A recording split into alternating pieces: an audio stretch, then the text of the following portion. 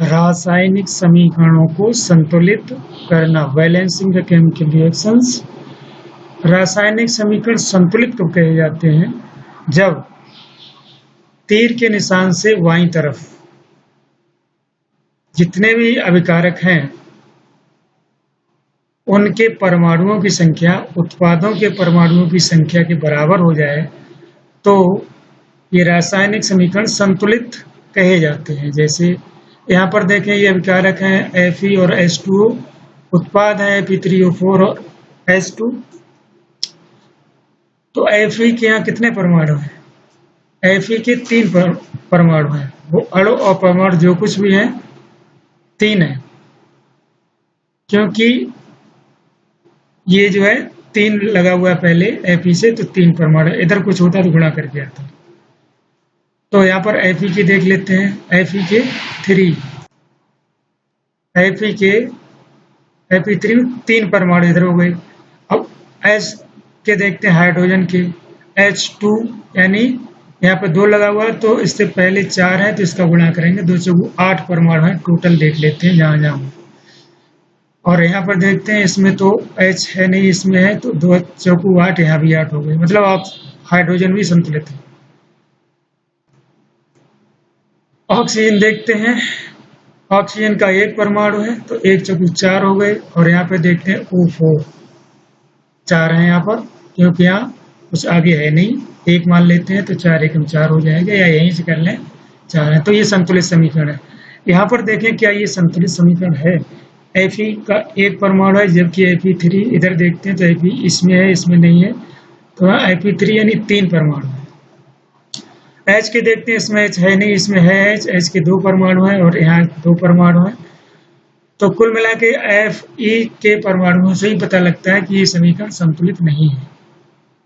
हमें इसे संतुलित करना है तो इसके लिए क्या नियम अपनाएंगे देखते हैं। वैसे कई मेथड हो सकते हैं, लेकिन हम आपको हिट एंड ट्रायल विधि बता रहे हैं। क्या है?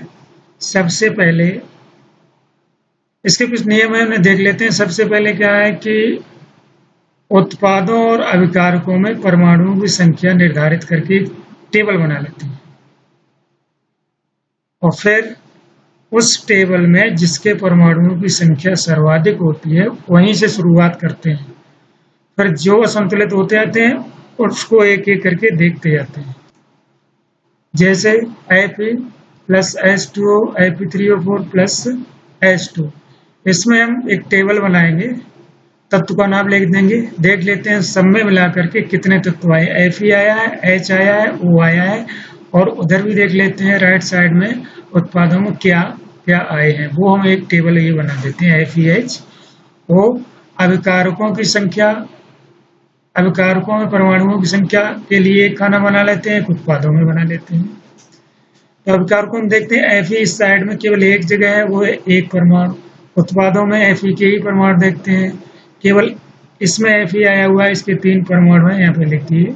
ऐसे ही H के इधर H है नहीं, इधर है H के 2 परमाणु, 2 लिख दिए। इधर H नहीं है, यहाँ पर है तो H के 2 परमाणु लिख दिए। और यहाँ पर O देख लेते हैं, O का 1 परमाणु और इधर O के 4 परमाणु। तो ये तो हमने पहले काउंटिंग करके टेबल बनाना सीखा है, फिर हम आगे संतुलित करके देखेंगे। इसमें देखते हैं कैसे हम काउंटिंग करेंगे और कैसे टेबल बनाएंगे।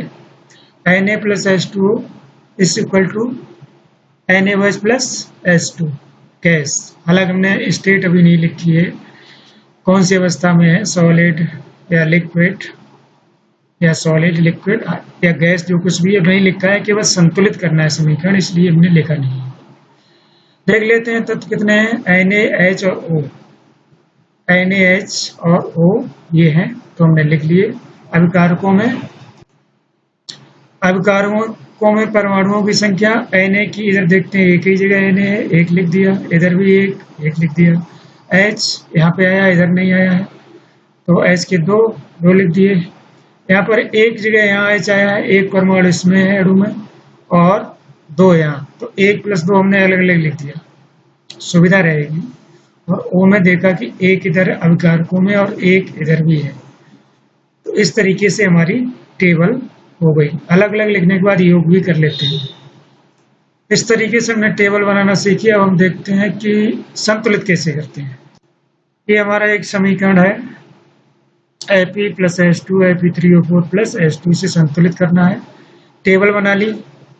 Fe का 1, उत्पादों में Fe की 3, H के 2, इधर भी H के 2, O का 1 इधर अभिकारकों में और इधर O के 4 हैं। तो सबसे ज्यादा परमाणु कौन से तत्व के हैं? सबसे ज्यादा ऑक्सीजन के हैं 4। दो सब में मिला के देख लेते हैं। तो शुरुआत हम यहीं से करेंगे। दूसरी बात यह है कि हम इधर कुछ नहीं कर सकते, इधर गुणा ही कर सकते हैं बस। ये संख्याएं हम नहीं बदल सकते, इससे उसका सूत्र बदल जाएगा, जो हम नहीं कर सकते हैं। तो ऑक्सीजन के परमाणुओं को पहले संतुलित करते हैं। यहाँ पर देखते हैं ऑक्सीजन के 4 परमाणु है, जबकि यहाँ 1 है, तो हम केवल गुणा ही कर सकते हैं। तो निश्चित रूप से हम इसके आगे 4 का गुणा करेंगे तभी 4 होगा, इसलिए हमने 4 का गुणा कर दिया है। यहाँ पर लिख देते हैं O के परमाणुओं की संख्या संतुलित करने पर।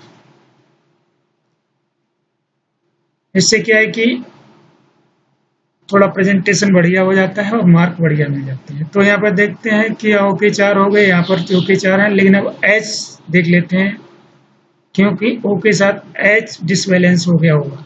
अभी यहाँ पर सेम था, तो 2 चौकू 8 हो गए, जबकि यहाँ 2 ही रहे। तो अब हम हाइड्रोजन के परमाणुओं की संख्या संतुलित करेंगे। देखिए इसमें हाइड्रोजन राइट साइड में कम पड़ रही है, तो हम राइट साइड बढ़ाएंगे, जिधर कम पड़ती है उधर ही बढ़ाते हैं। तो हम हाइड्रोजन इधर है, तो इधर 2 है, तो हम 8 करने हैं, तो हम निश्चित रूप से 4 करते हैं। 4 दूनी 8 हो जाए, इसलिए हमने 4 का गुणा कर दिया। अब हाइड्रोजन और ऑक्सीजन बराबर हो गए, 2 चौकू 8 और 2 चौकू 8, और यहाँ 4 है, यहाँ भी 4 है। Fe यहाँ पर 3 है, यहाँ पर 1 है, हम केवल गुणा कर सकते हैं। इधर कम है तो इधर ही गुणा करेंगे, इसका 3 का। देखते हैं, 3 का गुणा कर दिया, Fe की संख्या संतुलित होगी। 3Fe plus 4H2 Fe3O4 plus 4H2, यहाँ 3 H के देखें 2 चौकू 8, यहाँ पे देखें 2 चौकू 8, O के 4 और O के इधर 1 चौकू 4। इस तरीके से संख्या संतुलित हो गई है। तो इस तरीके से हम संतुलित करते हैं। कभी कभी ऐसा भी होता है अलग अलग परमाणु होते हैं, तो उसके लिए भी एक ट्रिक है, देख लेते हैं। पहले ये देख लेते हैं कि समीकरण दिया है, तो जैसे हिंदी में ही दिया हुआ है, अभिकारकों और उत्पादों के नाम दिए हैं, हमें सूत्र खुद ही पता करने हैं।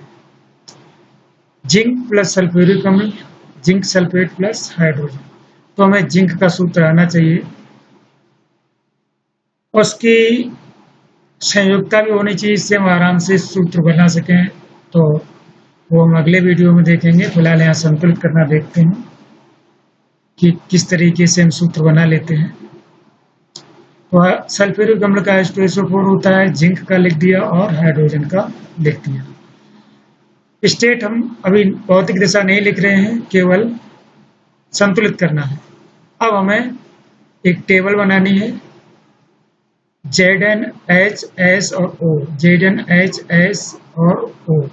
यहाँ पे S नहीं बनाया है हमने,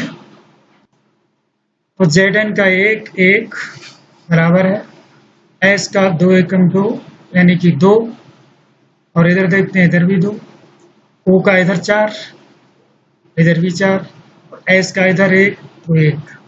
ये संतुलित पहले ही से करना कुछ नहीं है, लिख देंगे कि ये एक संतुलित समीकरण है, क्योंकि समीकरण के दोनों पक्षों में परमाणुओं की संख्या बराबर है। यहाँ पर S लिखा नहीं है, लिखना चाहिए, वैसे ये गलती है एक।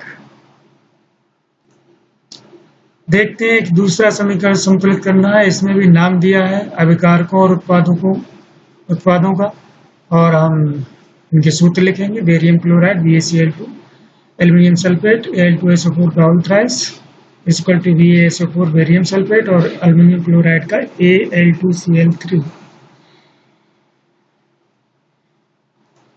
ये थोड़ा गलत है, AlCl3 होगा, यहाँ पर मिस्टेक है। तो यहाँ AlCl3 कर दिया। Ba का 1, इधर भी 1, Cl के 2,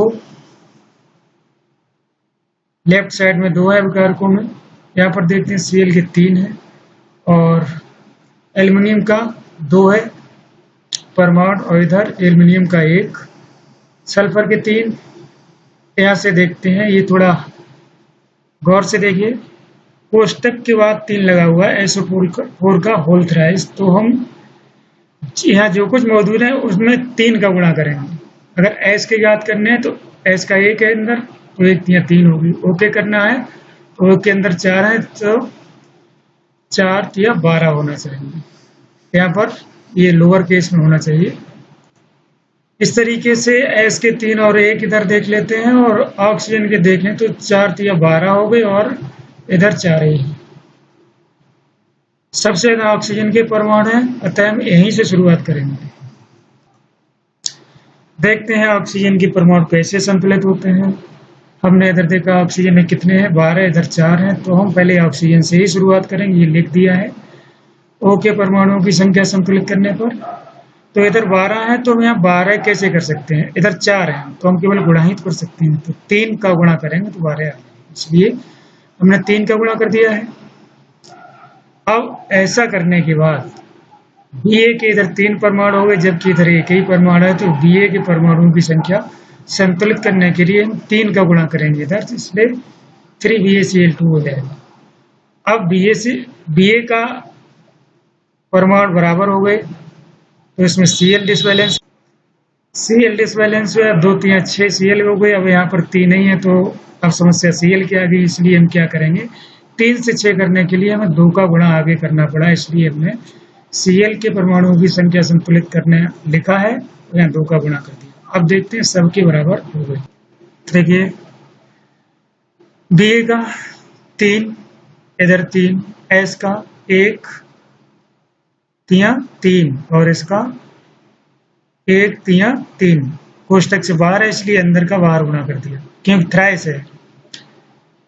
Cl के देखें 2 3 6 और 3 दूनी 6, Al के 2, Al के 1 दूनी 2, O के 12, 4 3 12, इसके भी 12, यहाँ पर लोअर केस होना चाहिए। इस तरीके से हम देखते हैं कि ये एक संतुलित समीकरण है क्योंकि दोनों ओर के परमाणुओं की संख्या बराबर हो गई है। देखते हैं ये अलग तरीके का है थोड़ा सा। सोडियम प्लस जल, सोडियम हाइड्रोक्साइड प्लस हाइड्रोजन, हमें इनके सूत्र लिख दिए Na, NaOH और H2। सोडियम हाइड्रोक्साइड सोडियम और हाइड्रोक्साइड से मिलकर बना है, इनके में सूत्र याद होने चाहिए, संयोजकताएं भी याद होनी चाहिए, वो हम आगे देखेंगे। फिलहाल हम देखते हैं, एक टेबल बना ली NaO और H की। Na का इधर 1, इधर भी 1, O का 1 है तो इधर O का भी 1 है। H के देखते हैं 2, यहाँ पर 2 जगह H है, NaOH में OH में H है और अलग है, तो हम अलग अलग लेते हैं। 1 और 2 बराबर 3। निश्चित रूप से पहले हमें इनका ही इलाज करना है, संतुलित करना है, तो ये इसलिए अन्य समीकरणों से अलग है। तो हम क्या करेंगे कि यहाँ पर 2 कर लेंगे तो ये कॉमन मिल जाएगा। 2 करते ही यहाँ 2 2 4 हो जाएंगे H के परमाणु। हमने क्या 2 का गुणा कर लिया इधर, इससे कि H के 2 परमाणु हो जाएंगे, 2 2 4 हो गए, इधर 2 है, बहुत आसानी से 2 का गुणा करके हम काम कर सकते हैं। जैसे ही 2 का गुणा किया तो इधर 4 हो गए H के परमाणु, इधर 2 पहले से हैं, 2 को 4 करना है, बाकी सब कुछ सही है, तो यहाँ पर 2 का गुणा करिए और 4 हो गया। H के 4 4 हो गए, इधर ऑक्सीजन का 2 परमाणु हुए हैं तो इधर भी 2 साथ में हो गए हैं, इसलिए ये संतुलित हो गया है। तो ये एक ट्रिक है सामान्य सी।